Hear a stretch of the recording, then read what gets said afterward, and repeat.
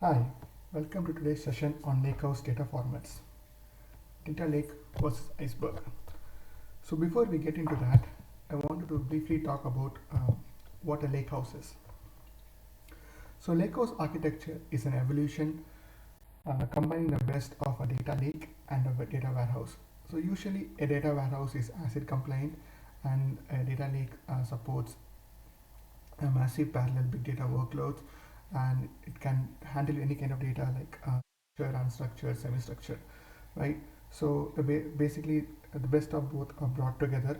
The modern lakehouse architecture would be ACID compliant. It would support any kind of data. It will also support time travel, schema evolution, and it also support like features like schema on read. So it is the basic crux of a lakehouse. So you're able to load data in any format that you want. It could be image, it could be video, it could be audio, it doesn't matter. And it accepts the data in its native format.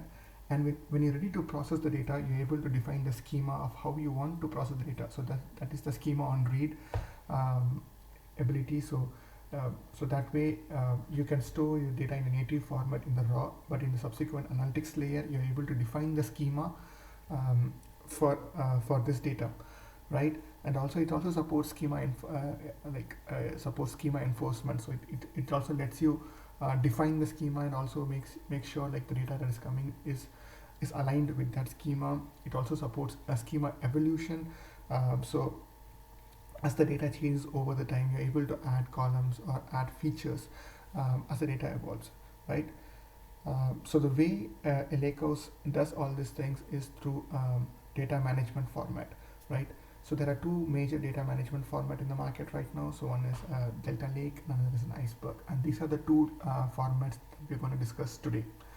So let's begin with Delta Lake. So what's a Delta Lake?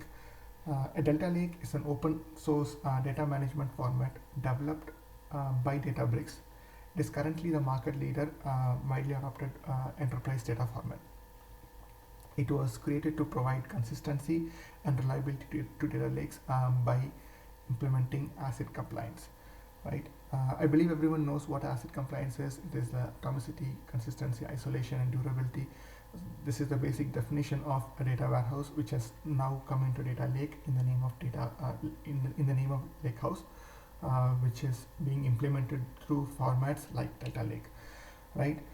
So data is stored in Parquet files, so it only supports Parquet data storage format, and the changes to the data is tracked as transaction log in JSON files, right? So it supports time travel, so which lets you do point of time analysis. It lets you define the schema while creating the table. So this is called a schema on write feature. So when you're creating the table, when you're ready to create that analytical table, you're able to define the schema, and once the schema is written, you're able to enforce it. You're also able to evolve it. Those some of the schema evolution features works best with Databricks. Uh, it's a very simple format. It supports massive ETL and work. It's built for supporting massive ETL and BI workloads. Okay, let's look into the highlights of the next one. So what's an iceberg? An iceberg is a proprietary data format which was built by Netflix, but later has been donated to the Apache Data Foundation. So now it's an open source data format, right? Like Delta, it also supports ACID compliance. It also supports ACID compliance. From the beginning of time, it's been built such a way that it is a vendor neutral solution, right? It's very flexible. It lets you store data in like Avro or ZR Parquet, so it's much more flexible when considering the data storage formats. And then it tracks the data changes to data in manifest files. These manifest files are usually Avro files. And then like Delta Lake, it also supports schema on write. It's able to enforce the schema. It's also able to evolve the schema, but the schema evolution options are much more diverse and robust in Iceberg. It can support both transactional and BI workloads. So let's look at the uh, key differences between these two things. So let's start with the community support, right? So as I said earlier, like it is an Delta Lake it is an open source data format maintained by Apache, but still the most of the DNA is much more closely aligned with Databricks. It's till date most of the features are led by the Databricks team. Iceberg on the other side has a much more diverse community, right? So schema evolution. Uh, so Delta Lake does support a schema evolution. It lets you add columns, lets you change the data type, means widening of the data type. So this basically means like you're able to change the data type to int to big int. So it is not like a character to date kind of a change, but it's like you're expanding like from varchar 10 to varchar 100, something like that. So you're widening the data type. So it lets you do all those kind of things.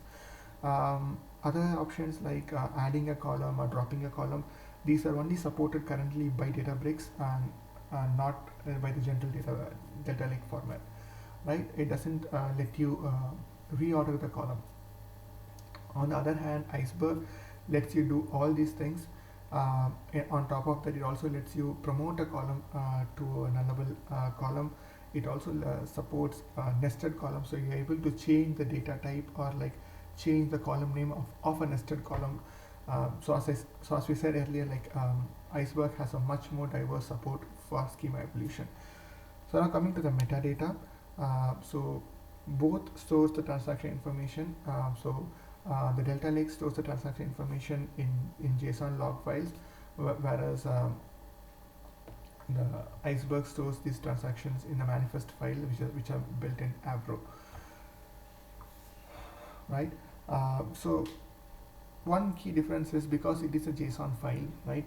So in any reads to that has to be done sequentially. So Delta format is kind of slow when you're trying to parse to the like through the log file. So on a very big table which has a lot of history or a lot of transactions happening, the amount of transaction file could become very large, and it might not be very scalable.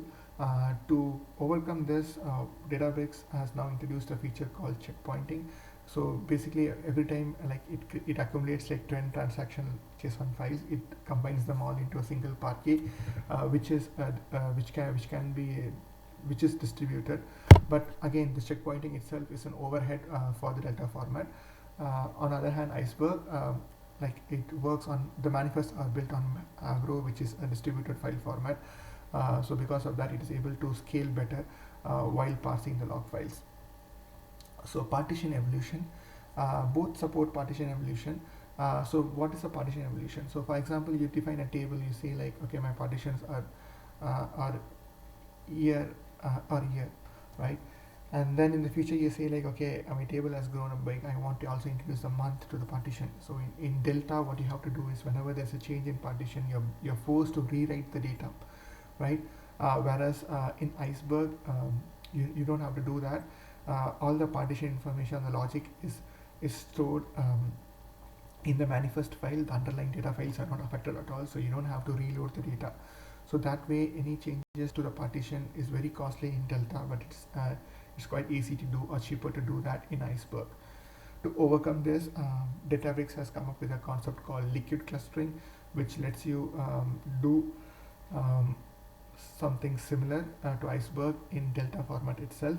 It lets you define the partitioning or clustering columns as a liquid cluster, so as a fluid cluster, so you're able to change that on the go, though it is still not as robust as Iceberg format. Right. Next, coming to data skipping. So data skipping is basically like your Spark or like any like Hive, deciding like which files to skip or which files to read, but that will minimize the number of files it reads. This is one of the key features based on which the performance of a Lakehouse is determined, right?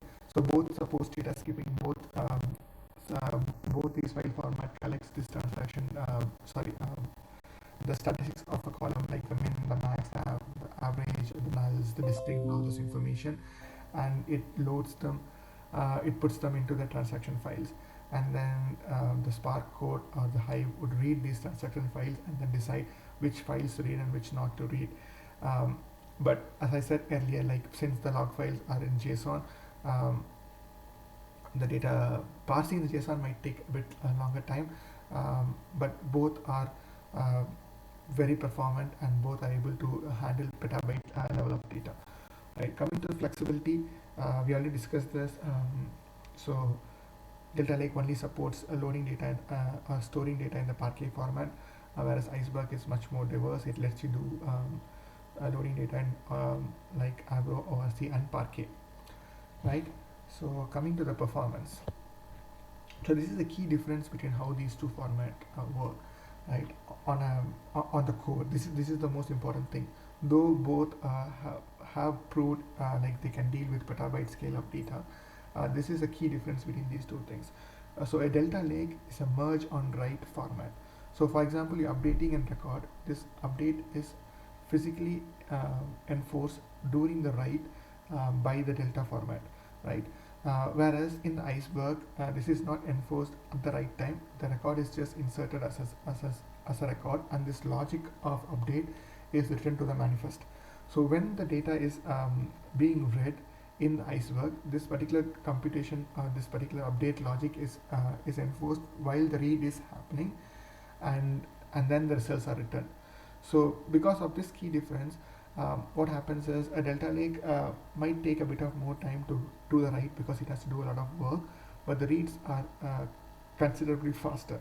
On the other hand, an Iceberg is much like supports even streaming writes. You're able to do transaction writes or streaming writes in Iceberg, but the reads, if the logic is very complex, could be slow. Right. So now that we have gone to these two things, let's see like what are the cases where you'll use Delta. So Delta is still the market leader. It is still heavily backed by Databricks. So it's a tried and trusted format. It has been used by many organizations. Organization to process their BI data. It has it has executed petabyte scales of data, right? And if you're looking for something which has a very strict data consistency and versioning and along with time travels, it's a good format. As I said earlier, like it's highly performant. And if your organization is already very deeply integrated with Databricks, then Delta Lake is a go-to format. So when to use Parquet, right? Sorry, not Parquet, Iceberg, right? So as I said earlier, Iceberg does a lot of writes very faster, and its metadata collection is much more robust and scalable, and because of that, it is a very good candidate for transaction lakes, or where the data lake starts acting as a transaction system, and because it is write optimized, it's able to do this thing very well. And if your data types are very complex and you like a nested schema or something, and if you're expecting frequent schema changes, then again, because of its ability to do schema evaluation in a much more better way, it's a very good option. Again, since the metadata is already stored in Avro, and it's able to drop, like it's able to do changes to partitioning without having to read read on the partitioning. It's very scalable and robust. And if you're looking for a format which is vendor neutral, and again, Iceberg is a go-to format for you.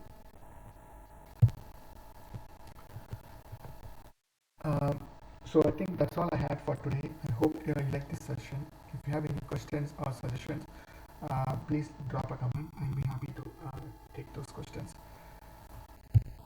Thank you very much. Have a good day.